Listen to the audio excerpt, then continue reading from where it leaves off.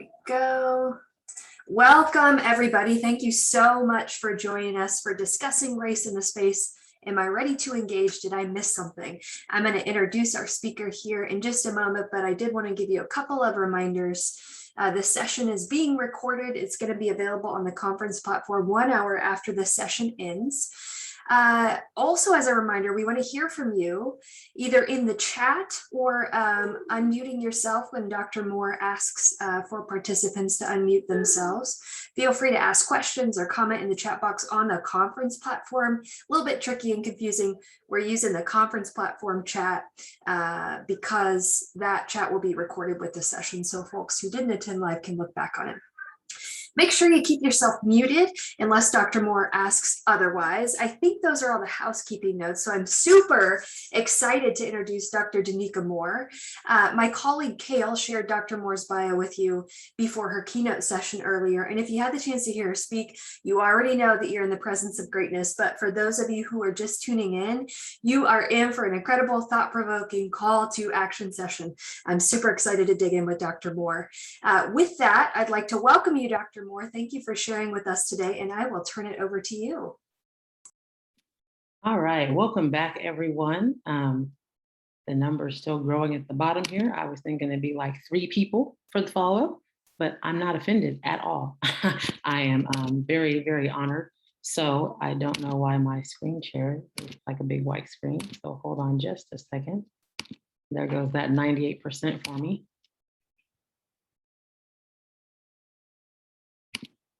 Okay, we're going to try this one more time.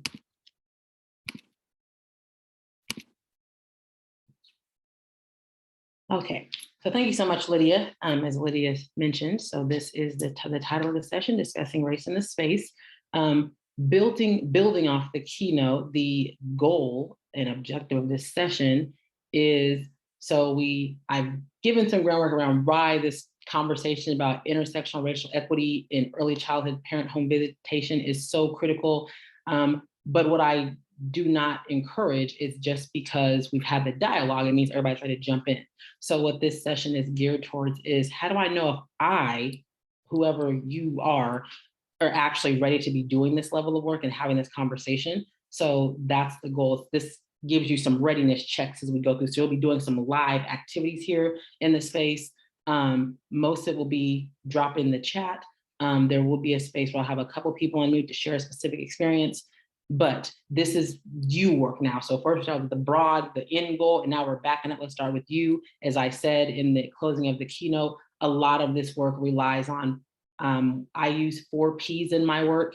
The number 4 in my organization, Fortified, is specific because I have lots of things that are groups of 4.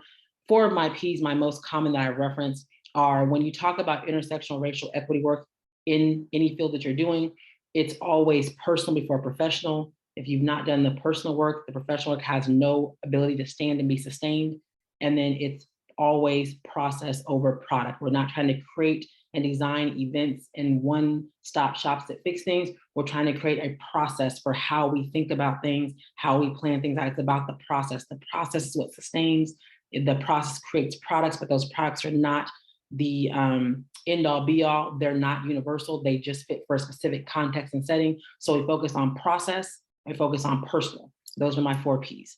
So I did before, land acknowledgement, honoring the Pawnee, the Call Me Osage from the area that I'm coming into you from today, and their relocation to Kansas and Oklahoma.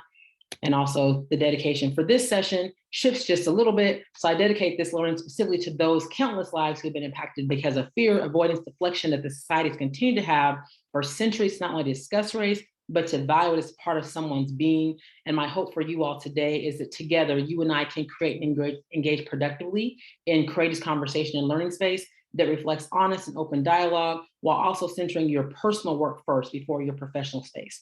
This work is for present and future generations of all the young minds that you are continuing to sculpt and mold, and the parents that you're helping to do that work as well. And I'm centering this in terms of that those young minds will be watching us in hopes that we will learn with them, and when appropriate, be their critically conscious teacher. So my goal and hope for you is today to begin your journey to critical consciousness, which is the way I'm going to be defining it, a heightened level above what you probably even think you already are. So if there's always a bigger push. I'm not fully there, still developing there as well. So I'm not standing in front of you as an expert who's arrived, because there's always more to learn and grow, but I'm standing in front of you as a scholar practitioner who practices this every single day with my being, because of those young kids that I showed you earlier today in my keynote. Because of them, I do what I do every single day. And so I want you to, as you go through the day, think about who are you doing this for, but also why are you doing this for yourself? So to get started, 4 objectives here. First, again, we're going to be checking your individual self-awareness. Again, this work is personal first. So if folks have not done personal work for themselves, it's really hard to jump into professional spaces. This is why when organizations mandate this work, it typically flops within the first 3 to 7 years, because organizations don't spend time on the personal side of it, because this work requires some personal work. The conversations that you have around this in a professional setting should sound quite a bit different than a typical faculty meeting. They should be digging deep into personal, starting with I statements first, before they even go to other people, other identities. And so we're going to look at that today. We're also going to be evaluating your own racial conversation readiness, just by looking like what language do you have for it. We're also going to look at your limitations within your dialogue. What are your limitations and how can we look at those?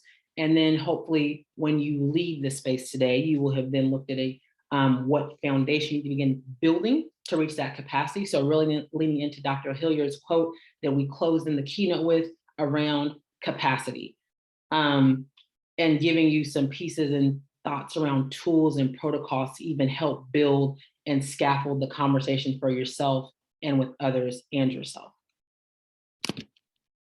So to ground today, I utilize the Glenn Singleton Courageous Conversations About Work, about race work. I am separately trained from that organization, as well as I'm an affiliate practitioner. I'm licensed with that organization as well. So I reference a lot of that work. I'm not really teaching you that work today.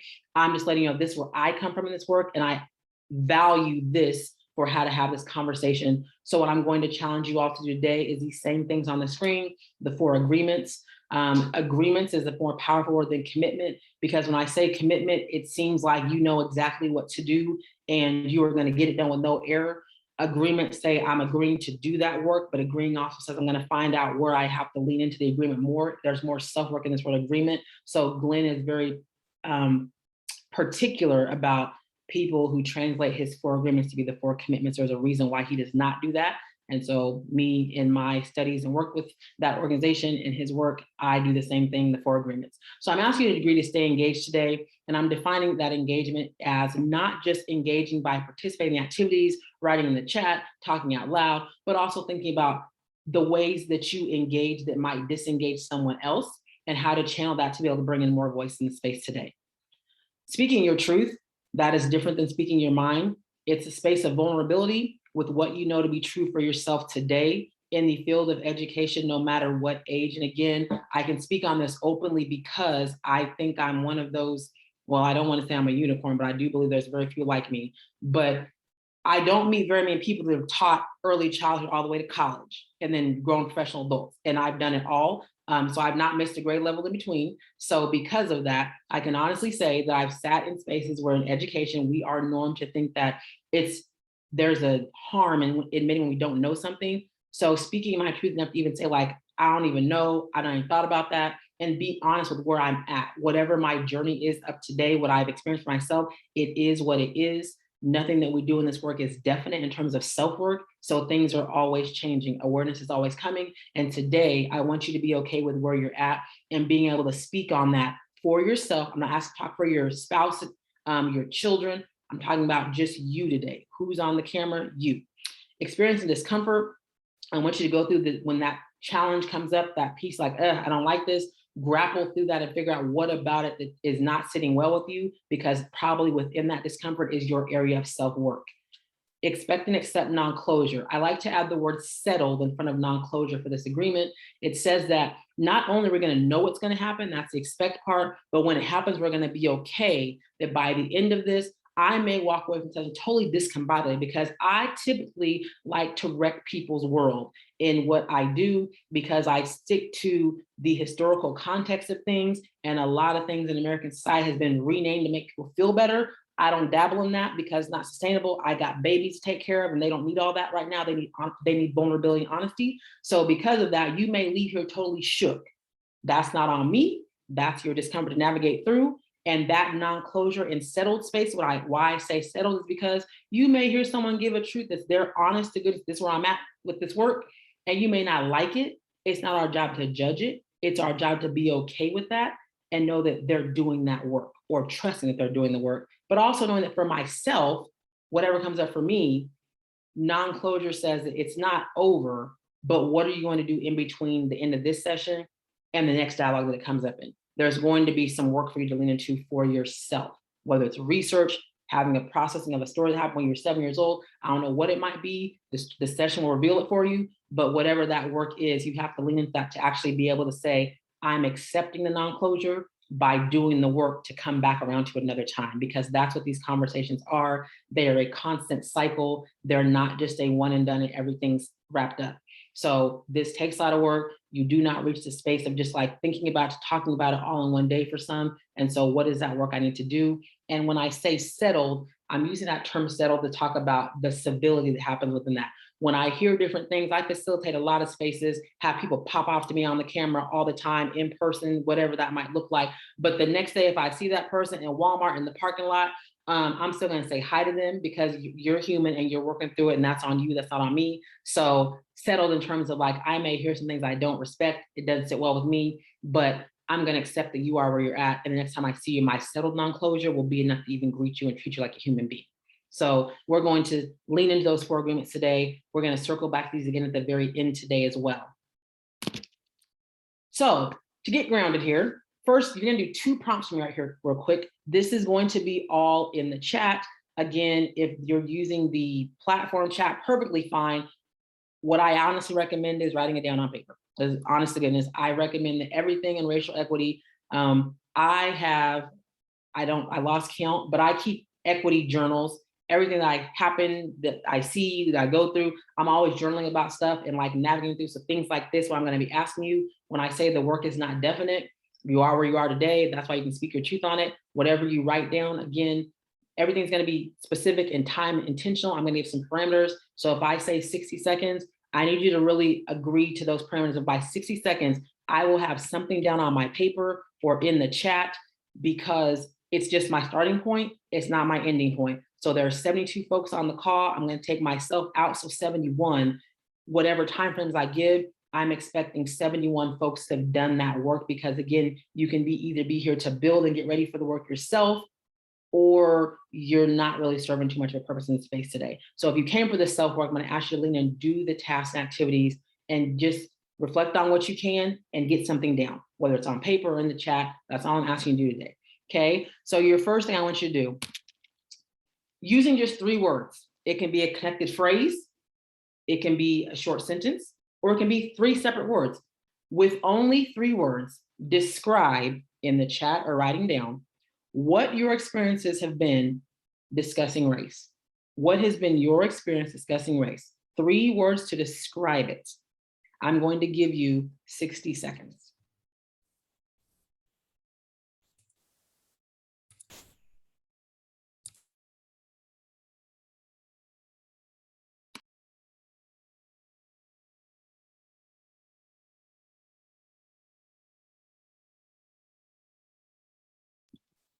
All right, thank you. When you're ready, drop those in the chat if you have that access.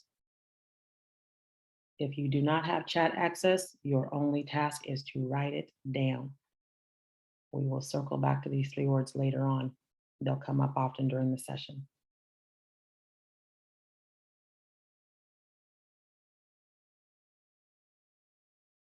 So currently, some of the words I'm seeing in a recurring theme, I got frustrating and uncomfortable coming up often. Seeing some pieces around necessary, needed.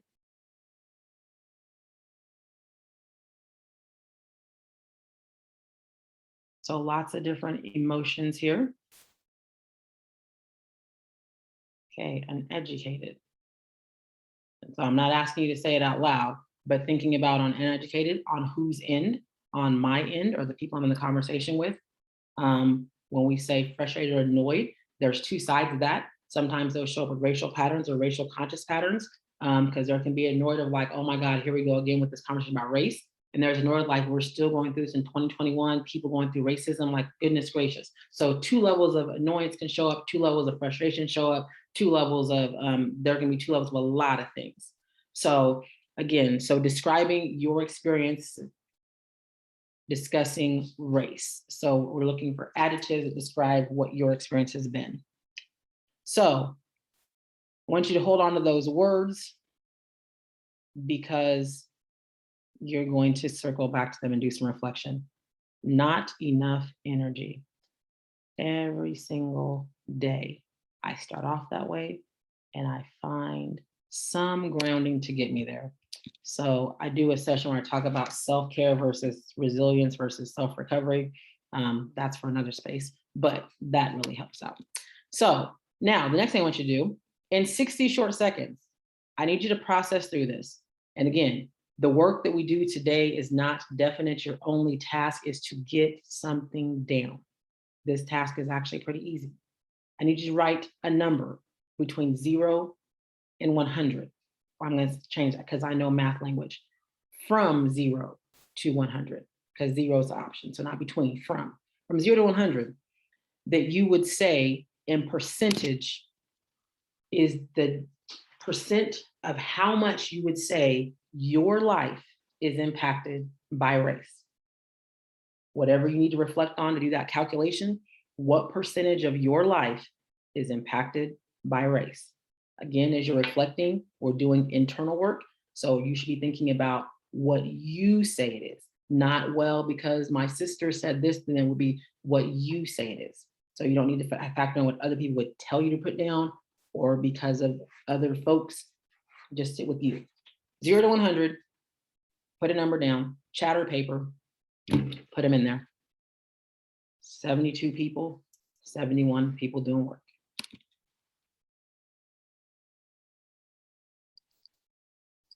Okay, so we got 100%, 75, some 80s and 90s, 33s, 10, 45.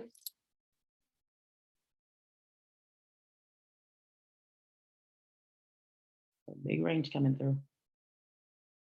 I see what looks like we're at 10 all the way to 100 is the range I'm seeing so far.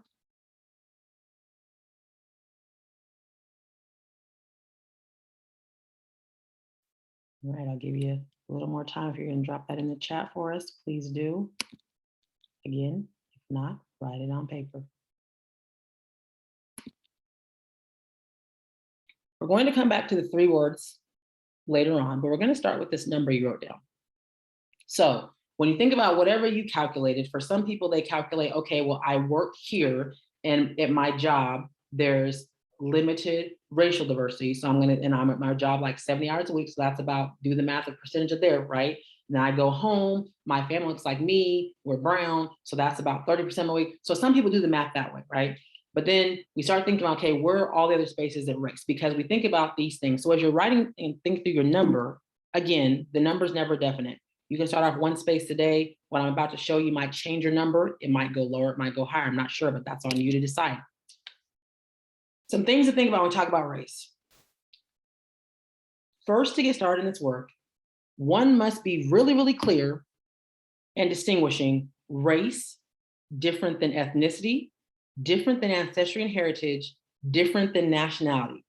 American citizens are amazing at putting all these things together, and not a single one of them means the same thing, okay? So when I talk about race, 3 things I'm talking about.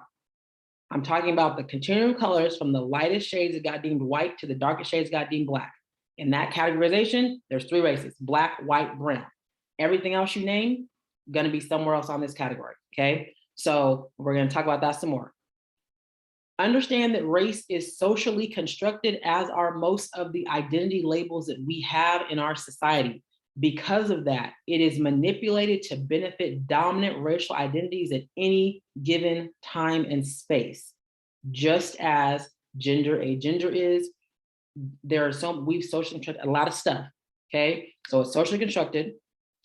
Race is not an issue. Many of us are conditioned to, when we say the word race, the next word after it is race issue, race problem, race challenge. When you do that, that is deficit language. Race is not an issue. People have been conditioned to have an issue with race, typically a race that is not their own, that has been seen as less valuable, less dominant because of historical events. Attempting to discuss or teach race without personal work is counterproductive. Therefore, my first two P's, this work is personal before professional. And my final critical understanding for you today is discussing race, just talking about it, is not a resolution for systems change. That's just a surface level thing to get going, to get to change. So when we talk about equity versus equality versus justice versus liberation, talking about race is just down here. When things start changing, we're on the justice liberation side. So the discussion is not the change, it's just the starting point. So let's go back to your number. It's possible that what you put in that box, the question asks, how much is your life impacted by race? But it is possible that something like, it's not 100%, that what you put down is how conscious you are of it. Your racial impact is 100%. This is what I'm going to offer to you. You can take it or leave it. The racial impact for people is 100%, no matter who you are, no matter if you're Black, white, or brown. Your racial impact is 100%. You just might not be fully conscious of when it's impacting. Let me break it down for you, because someone might say, what about when I sleep? There are people whose lives are impacted sleep-wise because of their race. It made zero sense to me until I sat in New Orleans with a group of women, Black women, who were there for a work conference doing a challenge involving Fitbits. And one of the mothers spoke up and said, I hate this challenge at work because my sleep monitor is always so low. But being in New Orleans, I'm sleeping the best I've ever slept. My sleep monitor is hitting the bare minimum. I'm trying to figure out why. And one of the other mothers said, who's here with you in New Orleans? And she said, my son. He's in college, but I had him come to this conference with me. This was around the same time that Mike Brown was murdered in Ferguson. And these Black women sat in a room together and realized, as mothers of Black men, at the heightened peak of Black men and death and assaults that's still plaguing our nation, they realized, as Black women that birthed Black sons, when they're not in the same roof as us, we don't sleep too well. I can attest at the age of 3, my uncle was, third grade. My uncle was one of the deepest, my youngest uncle on my mom's side, was very big into making sure that we were very racially conscious children. With that being said, he made his own developmental scale of what's appropriate for a Black child, even though he was no education expert. And so that lack of expertise would allow him to say that by 3rd grade, a 8-year-old should watch Roots. So there we go. I watch Roots and I see my first ever scene involving the KKK and burning of crosses. And when I go to sleep as a kid, I see darkness and all I could see was those burning flags. So that impact my race, my fear of what that looked like for me, knowing that was a real thing. So race impacts sleep. Race even impacts when I mow my yard, because some people have no problem being out there in the blazing hot sun because their skin can take it. Some don't, because my skin, with the shade of it, it takes in heat at a much higher rate. Therefore, my mowing the yard time starts between 5 a.m. and needs to be done by 7 a.m. at the crack of daylight. And that's point blank period. If we missed that window, we're not getting back out there till about 8:30 at night in the summertime. It needs to be done by 10 before it gets pitch black. So again, I pick all those pieces by race. The books I read, the artists, the authors, all of that, I'm basing that off of my racial exposure. So it impacts everything I do. My racial consciousness also adds in that as well. So again, your number, if it was not 100%, perfectly fine. You might have just written down how conscious you are of the impact. And someone might say, what if I put 100% down? I'm not fully conscious of all that. Okay, the work you did is not definite. Find a different number then. So again, if you ask yourself this question in different benchmarks in a month from now, 3 months from now, 6 months from now, will that number change in terms of your consciousness, knowing that the impact is 100%? We do the things we do, we say the things we say, all those people who we're with, where we go, race impact is everywhere. We just don't always talk about it, and we're not conscious to see it all the time. So I want to start with this. This is an example of an identity wheel. I did not make this wheel. You can Google them. They pop up left and right. This identity wheel, when I say that we have to start with ourselves first, race is at every single intersection.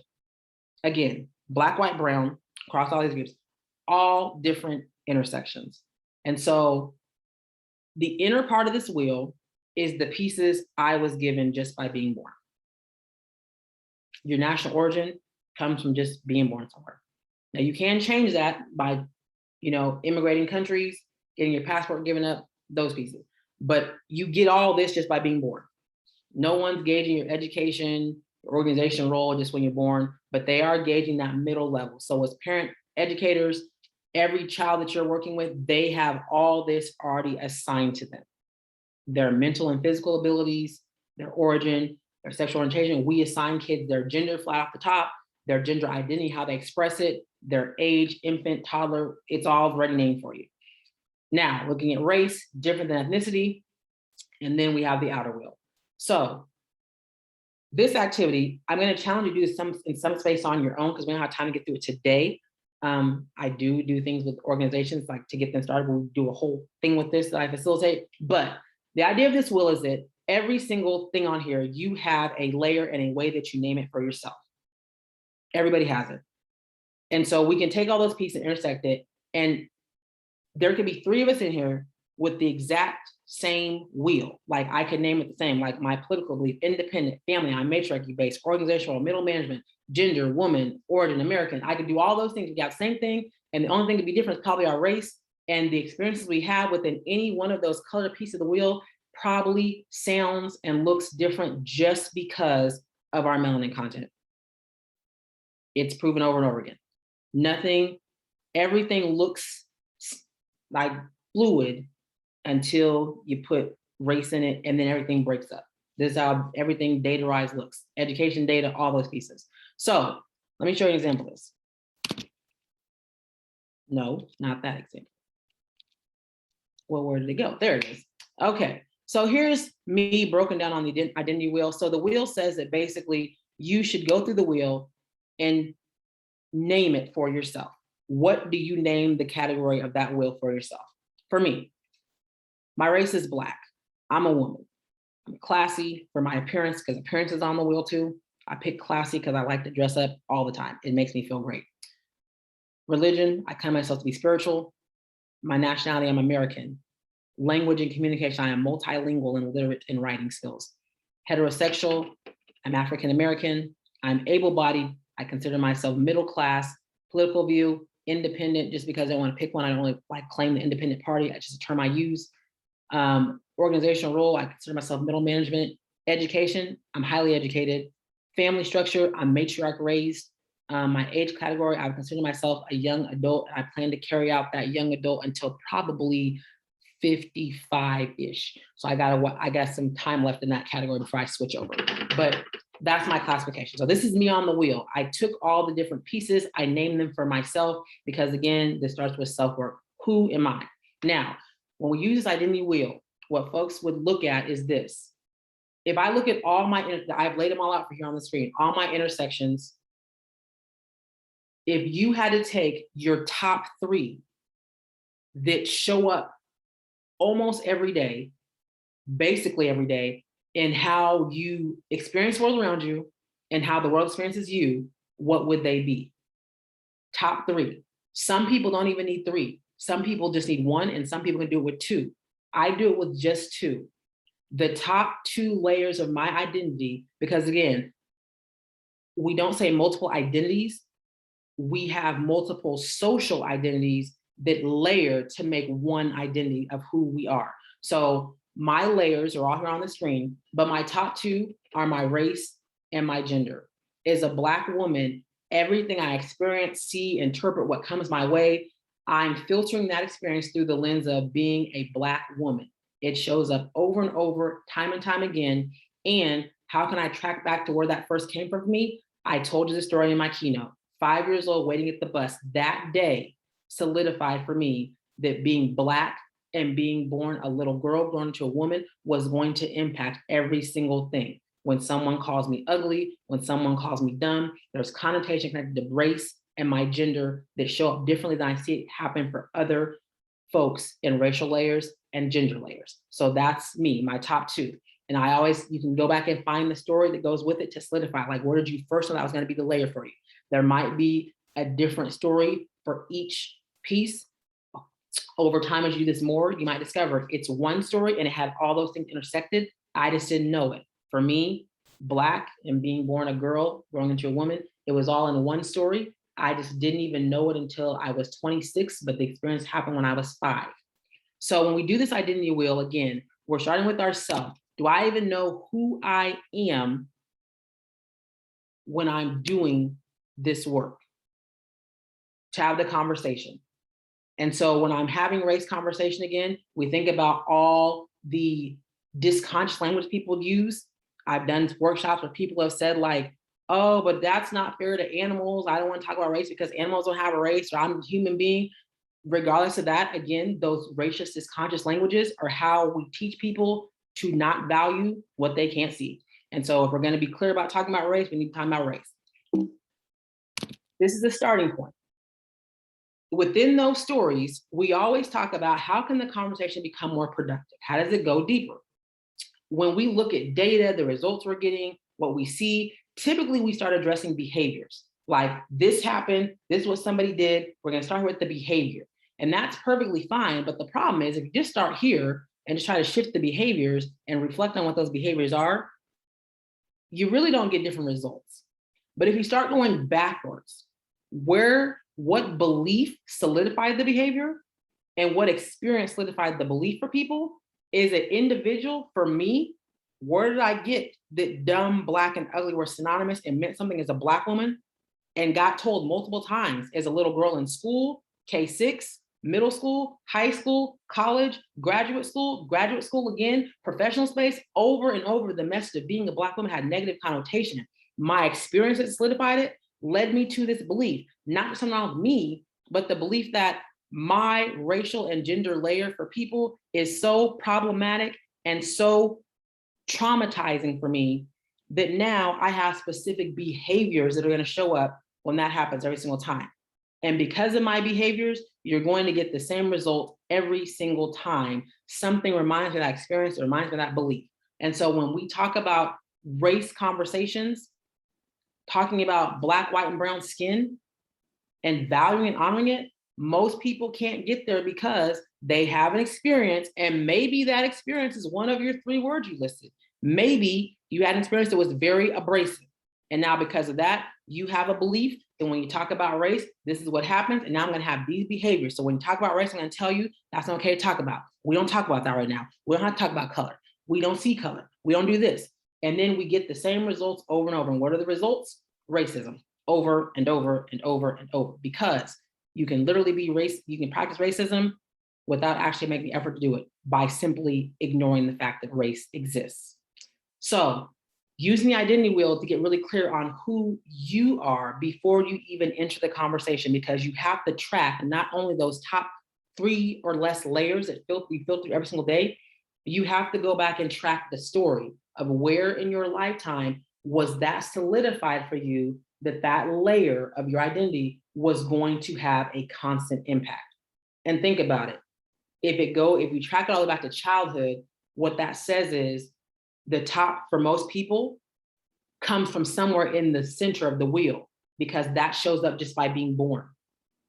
Most adults in space not speaking their truth will center on like, oh, it's my political belief. Probably not.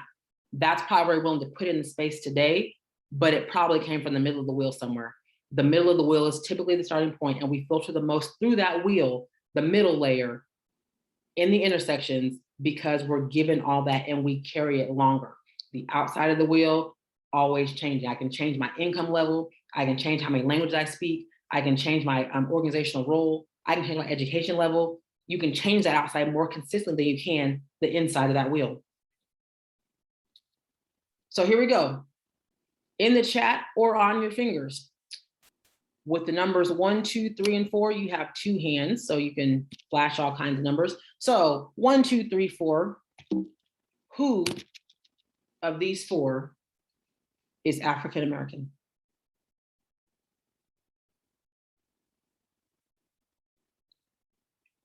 So list the numbers. Who is African American?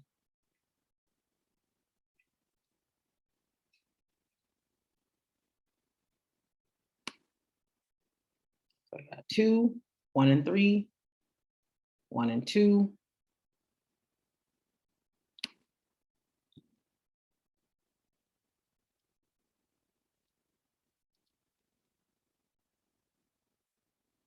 None. 1, 2, 3. All right. So we look at these pictures. So we have Vice President Kamala Harris. Then we have Charlize Theron, singer Rihanna, and then Elon Musk. So when we look at this term, now African American, because again, race has shifted meaning for so long that folks don't actually know the original context of race. Race, simply melanin content, darkest and lightest shades, black, white, brown. Everything past that is probably going to be an ethnicity, an ancestry or heritage, or nationality. So what I'm getting at here is this. I do this to my college students all the time. When you walk in a space and we say, ooh, darkest skin, African American, I want you to think about this. To know someone's ethnic background and the culture they practice would require a conversation, because there is no physical appearance that depicts African American. What you have on the screen here are 2 Black folk, or people of color, or brown folk, and 2 white folk. Vice President Kamala Harris identifies as Indian and Jamaican while having American nationality. She is a Black Indo-Jamaican or Indo-Caribbean.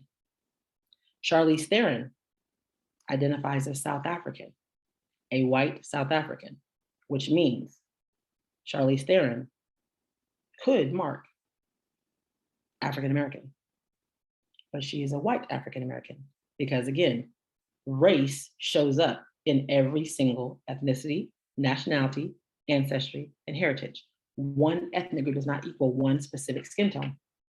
That's where we miseducate kids the most. Is that again, if you go all the way back, paper bag tests from way back when, they weren't going off of what you eat and what music listens to in your language for your culture. They were going off your skin tone, race. Rihanna is from Barbados. I don't know the term for someone from Barbados. Is it Barbadian? Not African American. Yet she is Black. Elon Musk, Canadian and South African, could identify as a white African American if he claimed American as his nationality. So again, race conversation readiness. Do you know what words you're saying and how they're typically defined? When we talk about racism and all the pieces that go along with race, those things are happening because of skin tone, not language, not the food you eat, not your abilities. Race is race, ethnicity is ethnicity, ancestry and heritage is those, and nationality is what it is. So you have to be really clear on your definitions. So what this activity is getting at is oftentimes the conversation we're having that we think we're having about race, everybody's on a different page, and maybe why we have some of those words we had in the beginning is because we're not even on the same page with the vocab. The vocab is simply race is defined as content of melanin in skin, hair, eyes, and nails. If you didn't know that, that is the definition of race, the original definition. We blended it and changed it so much to make everything fit, but everything beyond Black, white, brown is going to be those other 3 categories. This is why we have people who would say, I'm a white Hispanic, because you can also be a Black Hispanic. You can be a brown Hispanic. I lived in the Bahamas, entire segment of white Bahamians. Everywhere I went, they got the accent, everything. Born and raised, they're native. I'm Black, they're white. I'm African American living in the Bahamas. They are white Bahamians living in the Bahamas and outside of nationality as well. So again, we get all these definitions confused. When we talk about race, The first question is, do we actually know what we're talking about? And are we actually on the same page defining it? Most of the time, we're not. This is the problem with a lot of the demographic markings in the US. Things get marked, we mark the little checklist, and you notice that they put like Black and African American together with that slash. What if someone is not African American, but they're Black? See what the problem is? This is why the US flubbed up big time. And this is what we teach kids too. So we have to get really clear on what we're talking about and how we define it, because oftentimes we're not on the same page. And that is number one to causing dysfunction in conversations about race, when we're not on the same page and we don't know what we're talking about. So why don't you talk about race? So some of the things that came up on the first activity, the 3 words, might be some reasons why you don't. But what are some other reasons why you personally have discomfort in talking about race? Drop them in the chat, write them on your notebook. What stops you from talking about race? Upbringing, absolutely. Fear of offending. Safety. Lack of knowledge. And all of those are valid. Everyone has a different reason why they don't talk about it. The most common ones answer this question is right here. Fatigue, twofold. Tired of it happening to me and having to be able to advocate for myself and other people. Tired of having to be told to talk about it because it's a problem for other people. 2 different sides of that. Fear, could be fear of losing my job, fear of being told to do better, fear of a lot of things. Ignorance, again, education across the globe. We're conditioned to not admit we don't know something. And so not appearing to look ignorant, it's easier to sit quiet, but in the quiet, who gets harmed? What biases and mishaps happen in my silence that could be justified or rectified with education? And then disbelief. Disbelief, twofold. Can't believe it's still happening. Can't believe we gotta talk about it again. So that disbelief in terms of like annoyance, and the disbelief in terms of the shock of like, oh my gosh, did that just happen? So 2 different sides of it. So these are the 4 most common, but there are so many more. When we really unpack that, what's underneath the layer, what's coming up for you.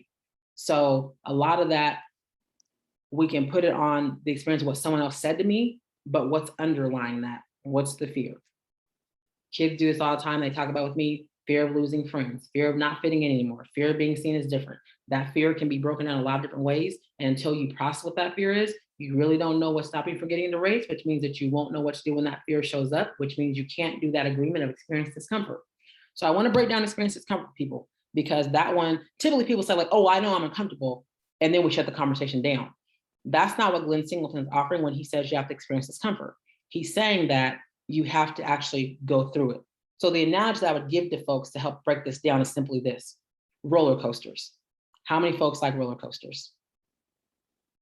Like today in your adult years, you like roller coasters, you're headed to Worlds of Fun, Six Flags, Busch Gardens, any chance you get to be on that roller coaster. I got a lot of notes. So I'm gonna do the first 2 in here. Rebecca and is it Dion? By any chance, Rebecca and can person Guyton unmute and tell me how to say their first name? Yes, my name is Dion. Dion, thank you. So Dion and Rebecca, you're the first 2 in the chat to respond to that. The nope and absolutely not, is that from trying out a roller coaster, or you've never tried it, it didn't look like a good thing to do and you just stayed clear? Did you get that no because you tried one out first? I have never done one. Okay, gotcha, perfectly fine. Okay, Dion? I have actually been on a few. Honestly, I don't like heights, and just depending on the roller coaster, I could do some, but not others. So it just kind of depends. Okay, so let's take the highest height. Dion, can you tell the group, if we put you on that roller coaster from start to finish, what are some things that you do to survive as that ride goes on until it comes to a stop? What can we see you doing on the ride as the ride goes on? Clenching, really squeezing, kind of bottled up, trying to relax, that type of thing. Absolutely. So I'm assuming what are you clinching? The seat, the rails that have you strapped in. So Okay. it's a pretty tight, clenched and tight. Okay. Anything else you're doing? Eyes, mouth? Eyes closed. Okay. Mouth, I wouldn't say teeth clattering, but pretty tight. Okay. So lips pretty tight sealed. Gotcha. Okay. All typical. That's how I know that you're a professional. Don't like them by experience, because everything that you said, you're only missing one of the typical factors that comes up. But there's typically 4 things people that don't like those roller coaster rides that learn by experience do to get through that ride. They grab something tightly, a person or the bar. I'm grabbing the person so tight that my handprint will be on their arm, because that's what I do. I'm pretty strong. I close my eyes. I also hum. Typically, they say that the third thing is people do something with their mouth. Like it could be tight lip seal, but humming, just chattering incessantly, like something happens with the mouth typically. So that happened by trying it out. And so when we get on a roller coaster ride and we know we don't like it, because that's me, I have a basketball program and my students, they always pick to go to some theme park at the end of their season. And we have a rule that they can't go on the rides by themselves. So if everyone's tuckered out from roller coasters, coach steps in and we got to ride the roller coaster with all the girls want to go on it. And so they already know that if you talk to me, I'm going to answer you, but I'm not going to look at you. I'm just going to hold this bar, because when I get on that roller coaster ride, that roller coaster is only going to come to a stop for 2 reasons. What are they? You can unmute and give me one if you would like, anyone. When I get on a roller coaster ride, that once it starts, it's only coming to a stop for 1 of 2 reasons. And what are those 2 reasons? It's done or you're stuck. Exactly. Malfunction or the ride's over. Nobody gets on a roller coaster ride hoping that the malfunction or get stuck is the key to the ride stopping. When I get on it, not only do I not like the ride, I'm praying I make it to the very end as well. I want to see the end of this ride as well to get off of it. So because of that, if you think about the roller coaster ride, just like you do that agreement, experience discomfort, whatever your discomfort is, if it matches on the screen, to not talk about race, we are conditioned to cut off discomfort. Therefore, we don't know what we do when we experience discomfort. So just like Dion suggested, I get in the uncomfortable space, but I don't cut it off, because you could get off the cart before they say go. Or you can be one of those frantic riders that jumps off and once it goes, like and be whatever that news report's going to be on you. But once it starts, if a conversation about race, once it starts, I have no choice but to stick it out to the end or jump ship in some sort of malfunction that might harm relationships. Which one are you going to pick? And how are you going to get through the conversation? And so what this agreement experience discomfort is offering us is finding out more about me and how I respond in racial conversation to figure out how to get through them. So as I'm finding my discomforts, like whatever that red flag is that goes up, pause and reflect on what's coming up here. We're conditioned to respond. We listen to respond.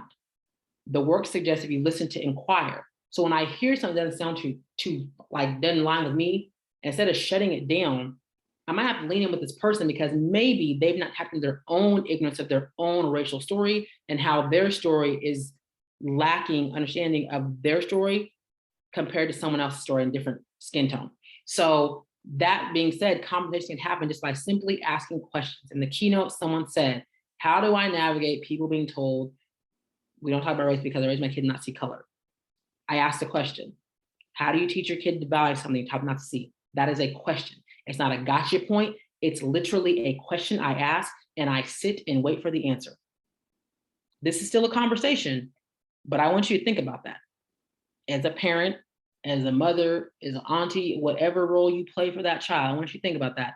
How do you expect this child then to honor folks who look different in skin tone when you've taught them not to see the skin tone divided?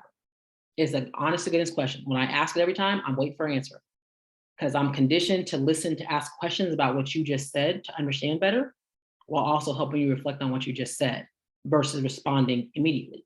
So that is a way of, in my discomfort, I might try that out instead.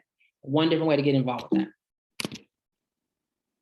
Okay, this picture, we're gonna do like we did in the first opening session. This picture was designed by an Italian artist at the heart of the pandemic. Can I get 4 folks to unmute? One sentence. Tell me one thing you see in the picture. Again, if you can't point to it, no assumptions. What do you see in the actual picture? If you can't point to it, we want to talk about what we can point to in the picture. 4 people. Boom, boom, boom. Tell me one thing you see. I see a sense of community. Okay, I need something in the picture. I need a detailed piece from the picture. The 3 on the what do you call it? The porch, I guess you can call it. Engaging. I don't think they're engaging, but they're at least admiring each other's talent. Okay, so if I'm hearing you saying that you see 3 people standing on their outside balcony or patio admiring some talent. Okay, someone else, what do you see? An elderly woman. What's she doing? I can't tell. It looks like she's staring out the window Okay, so yep, she's sitting in or a chair. sitting in her chair. She's also all by herself in an apartment. Yep. 2 more people, what do you see? 2 buildings. Okay, 2 buildings. One more. That poor woman with the 5 kids cooking on the stovetop. Okay, yeah, so there's a woman with a lot of children while she's trying to cook. Now, we heard 4 observations, and you also could drop some in the chat if you wanted to. Again, however, what didn't come up as we were describing the picture?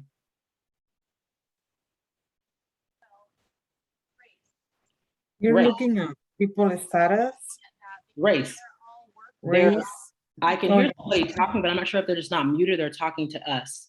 Is there someone talking to us right now? Yes. Does someone keep, I heard someone say something about because they're all something. It was really faint in the background, but someone was on top of that one too. Well, I had said that it looked like people that were all like working were on the bottom and of color, and then all the, I guess, blue people are all like, you know, yes, she's got kids, but she's cooking, she's with her family. One is chilling with his laptop. One is, I don't know, taking a video or a selfie, but they're all doing relatively enjoyable activities while the working, and I don't know if those 2 on the bottom are dead or what is going on. They are. So this is a depiction of the pandemic from an Italian artist. Now, I heard you say, so yes, we see on the bottom, we see vivid brown people on the bottom that we don't have up here. Now, I heard you say blue, again, racial conversation readiness. Conditioned, we know that the people who don't have that chocolate brown tone out of their skin, they're being depicted as white, okay? So again, racial readiness, because people aren't blue. So we have to think about what is my racial conscious be having a dialogue. So again, there's race in the picture, but when asked to describe it, did it come up in the open dialogue or in the chat? So racial readiness, because again, if we're gonna teach people to value it, I have to be able to talk about it openly as well. Now let me tell you why that might happen. This is the hierarchy of the 4 R's: race, racial, racism, racist. They go on that hierarchy every single time. The depth of the meaning and the intentionality, the intensity deepens the further down that 4 I go. I want you to look at this. The world is conditioned to hear racism and racist, what's below the line, when all I'm talking about is what's above the line. And within that alone, there lies a good chunk of the fear for people talking about race, because either you've been told that it's racism or racist to bring up race, or you practiced labeling someone else that way because they brought up race. Again, innocence of a child. Simply saying someone has brown skin, it's an identifier. If you can teach kids, say the ball's red, kids are not completely disconscious of color in that method. So they know people come in different shades. It's the adult's responsibility to teach them that. So as an adult, I can just be talking about there's brown people in the picture and someone's like, oh, Dr. Moore's racist, because I'm talking about what's above the line and society's conditioned to hear what's below the line. That's how we got where we're at now in the conversation. This is why the experience is so limited for folks.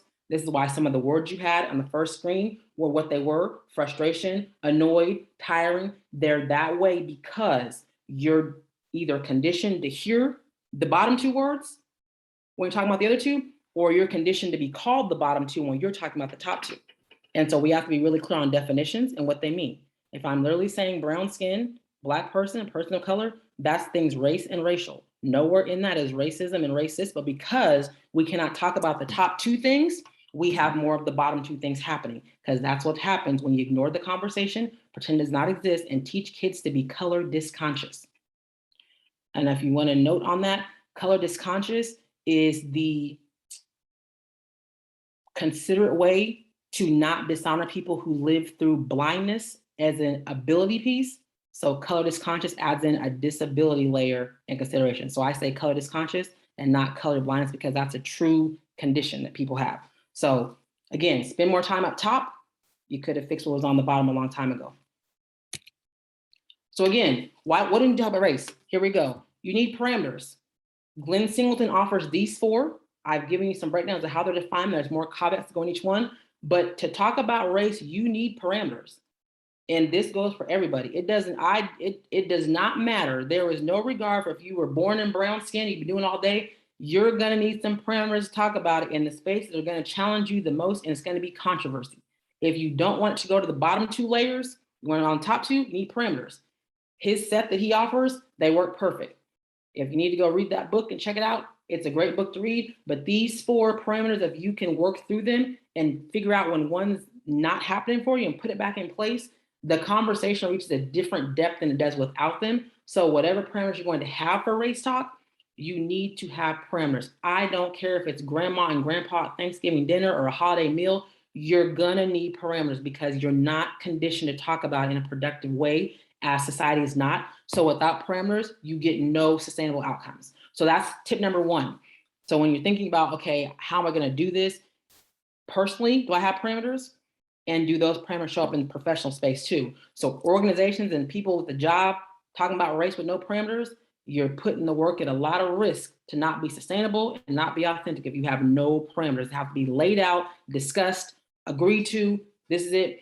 You think about a business meeting, everybody has to, oh, what are our norms every year, right? Get some agreements and parameters for talking about race. These 4 can be used to talk about a lot of things: gender, agender, sexuality, asexuality, religion. I use these 4 for everything. When I'm clear on how they're defined, it shifts the conversation because now I can hold you accountable and capable to honoring these 4 for yourself so we can discuss together. No parameters equals the last slide, operating below the bottom 2 R's. We're trying to talk about the first 2 R's. That's it. We're teaching kids to discuss the first 2 R's, but everybody thinks we're teaching about the bottom 2. Those are going to get talked about at some point, but a young child's mind, they're already talking about number 1 anyway. They're thinking about it. We're just not helping them guide their thinking. So what do I have to do then? Number 1, you need to provide time for yourself to self-explore and start with you. What is your racial narrative across all your intersecting layers? Do you know historical background and theories involving race? Do you know historical context about race and why things are the way they are? Vocab, we talked about vocab to get started. Did you know any of that? Find space to celebrate. When you spend time celebrating, this is why, again, can you value what you were taught to not see? If I value it, I can celebrate it. If I can't value and celebrate it, I'm just going to perpetuate racism and be racist. Find ways to inquire rather than always be on the response. Find inquiry that taps into people's beliefs and their thinking. Again, remember experiences, beliefs, behaviors, results. Find the question that take you back to their beliefs and their experiences if you want to shift the results and the behaviors. Find multiple perspectives in human form, physical resources, reading, all those pieces. Who are the folks in the resource that can help you grow and learn? I've given you some this whole time. Glenn Singleton's book. Find perspective to help you even learn how to talk about race and help you define it in a more clear-cut way so your conversations have a shift with them. I'm going to skip that because of time. So again, Work, it takes work. It's not automatic, but we all have pieces of the will, skill, capacity, and knowledge. Find your nose, dig in there. Again, my name is Dr. Nika Moore. My organization is Fortified Educational Practices. And when I look at educating across all dynamics, city governance, health, education at all levels, social organizations, I do it all. We talk about how do we educate to be able to talk about race. That's all I do all day long. There's my information. If you have questions, need resources, please send me an email, send me a phone call. It was a pleasure to have you all, and I hope you have a great rest of your afternoon. Looking forward to hearing from people who have questions, and I'm sorry that we did not have time for the questions at the end of this session. That is perfectly okay. Thank you so much, Dr. Moore. Huge round of applause to you. I wish we could stay here the rest of the afternoon and the rest of the week to continue this conversation. It was really eye-opening. I, for one, have a lot of takeaways, and I hope others do too. If you do have questions for Dr. Moore that we didn't get to, go ahead and drop them in either chat. And I'll make sure that she gets those, and we'll get an answer back to you through the platform. So that way you get all your questions answered. But thank you again, Dr. Moore, for being with us today and sharing your insight. Our next round of sessions begins at 3 o'clock. So we got a bit of a break here after this session concludes, and then we'll see you back at 3 for our next round of sessions. Thanks, everybody. And before everybody goes, I put in the chat, someone asked if these slides are going to be available. I do upload the reflective questioning slides and some of the activities you were asked to write out to the platform. It's not the entire presentation for intellectual property's sake, but I put a version of it in the platform for you to pull and keep working with and journaling with. So that will be there. Fantastic. Thank you. Dr. Moore, we do have a question in the chat. This session will automatically shut down at 2:55, but we can stick around until then if folks want to. So if you want to address some questions, we can do that until the chat or the session closes, rather. Absolutely. There's a little critter attacking me. Okay, I was reading the question and then this bug came out of nowhere. I got some flowers here that have some butter on them. Oh no. They're pretty flowers, but I didn't know that they had bugs in them. Okay. When I go to family visits and in the enrollment form, there are 2 questions. 1, race, ethnicity.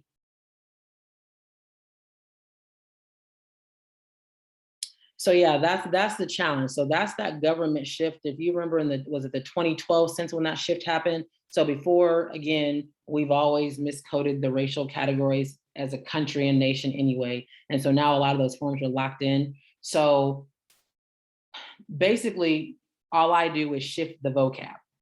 So they say race, but if I look at the options, that's what they are. Then, and again, even if you take white out of there, because again, you could have a bunch of different ethnicities going on for white people as well. So, because again, nationality and ethnicity could be the same at any given time. So for some people who live on US soil, whether they're white, black, or brown, they're just gonna say, I'm a black American, a white American, a brown American. And that's still gonna be covering their nationality and their ethnicity. So while that's the form and what it says, when you ask the question, thinking about just, so, and I don't know if that, like when you say the form says like literally just race, and if this yours is like, if you have to ask question out loud, what I do is because sometimes like, what is your race? What that question itself can be very aggressive. The question that I use, no matter what the paper is gonna say, I always just say, how do you racially identify? And how do you ethnically identify? When I say it, that's what I'm gonna say, no matter what the paper says. The options are there. If I'm marking them for somebody, I'm listening to what they say. I'm marking what they say. I used to do enrollment for an international school. The process is quite frightening. An international school with almost every country represented from K through 5. And the documents the US has made for like, it's kind of like one of those little problem solving charts. Like if you say this nationality, there's like little ping pong balls and you end up here, right? A lot of the groups get funneled to white in the US. So I would have to sit with Middle Eastern families. I would sit with families who were Egyptian, and like it would be like, okay, find their starting country of origin, put your finger on it, follow all the arrows, and many of them funneled down to white. It was very few that would funnel down like black or brown, but that's part of our country and our history that we're trying to like unpack right now. So if you're asking the question out loud, again, because even kids will say like, what are you? I work with kids all the time to say, ask someone, how do you racially identify? Because again, and I say racially, ethnically, like with a slash, because they might give me an ethnicity, and that could be because, again, we got different definitions of race anyway. So finding a way to ask the question that's more comforting, but also thinking about when your discomfort comes up, is it the discomfort of, again, that could be like historical upbringing, we won't ask people that, but sometimes often the context of how we're taught to ask the question, and then thinking about, sometimes I can have people say, what's your background? What's your ethnic background? So finding a way to ask it. And then again, like over time, the discomfort people have with marking that, it's just coming from a space of, because historically, race was manipulated to be a derogative thing for people who live in those Black and brown bodies. And so some people don't want to talk about it or identify because they feel like, oh, that's like one more thing, because we know that banks have been flagged for giving Black and brown folks higher interest rates, or international folks. Like there's so many pieces that happen with that when I ask the question out loud, there might be some discomfort, but I try to make it from like my own interest. And I might, I'm a Black African-American, my family has Nigerian background. Like, what's your background? Like, if you're doing a comment, like give some pieces of you first. Same with like when you introduce yourself. We were taught to introduce yourself like, hi, my name is, what's your name? The same flow, to make it like a conversation, actually learn and grow together. Sometimes you have to shift what that conversation looks like to help people feel that comfort, like, oh, this is to honor my race or my ethnicity, not to mark it as some kind of quota and like I get some, consequences because of it. That people are conditioned to have different experiences with it. And so it's going to be what it is, but you can shift it by just how you ask the question. The forms are never going to change at the national level, the government level, like they're just not, but just know what you're talking about and what vocabulary you say. So if it says race, but it lists ethnicity, then say ethnicity.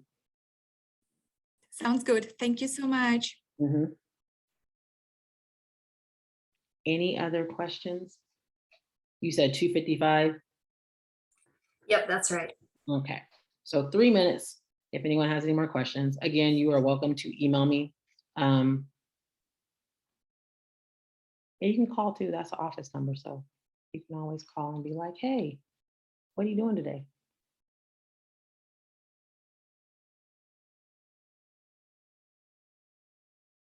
All right, well, if no more questions, then we can bid farewell for now. So again, it was a pleasure. Thank you for having me. Thank you for engaging.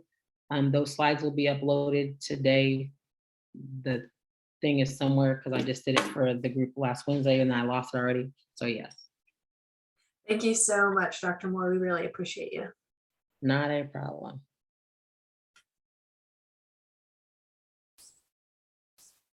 So, Kim, the question about critical race theory, something to think about with that is that there's a lot of miseducation with that anyway. We don't teach theory to kids, not at that level. Critical race theory is utilized in like collegiate setting. So right now what you're witnessing is the country and their miseducation and misdefinition of even what it is. And the folks against it don't know anything about it. So there's a difference in culturally relevant teaching, culturally sustaining pedagogy, and critical race theory. One of them is what we do with kids every single day by exposing them to picture books with different characters and different shades of people, and they're learning way different than critical race theory. So when you hear your district like being scared to talk about race, that's just a piece of the base words that districts use, like diversity, equity, inclusion, engagement. So asking them, like, when you hear, my favorite thing, again, questioning, so many people like, what do you think about this? What do you know about it? So when you tell me, like, can you define critical race theory? Because most people can't do it. Most people don't even know there's 5 tenets of it. Yeah.